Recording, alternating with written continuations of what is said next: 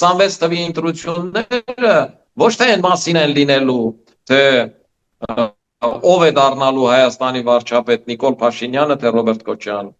այլ այն մասին են լինելու Հայաստանը որ ուղղությամբ է զարգանալու, օգոստոսի 8-ի փաստաթղթի ուղղությամբ, թե նոյեմբերի 9-ի, եւ տեսականորեն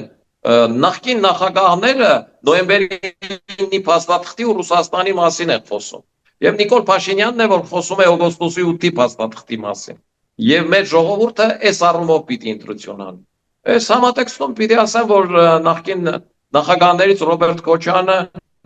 ընդհանրապես ասում էր, որ նախորդ ընտրություններում անցնելու են ինքը ու մեր ձևովը, այսինքն ինքը ընդհանրապես չի տեսնում հանրապետական կուսակցությանը, որը Հայաստանով մեկ գրասենյակներ ունի միջայլոց, ի տարբերություն Ռոբերտ Քոչարյանի, որ կուսակցություն անգամ չունի։ Դաշնակցությամբ ու չգիտեմ ինչով, դաշնակցությունն էլ միշտ 3-2-5% ոչ ավելին, այս թևի կուսակցություն է։ Ռոբերտ Քոչարյանը չի տեսնում Բարգավաճ Հայաստանի, որը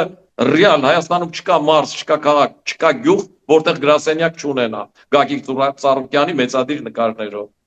Եվ իսկապես մարդիկ ունի։ Արարատի մարզում, որ ինձանից ավել։ Իսկ Ռոբերտ Քոչարյանը չունի այստեղ, զրո է։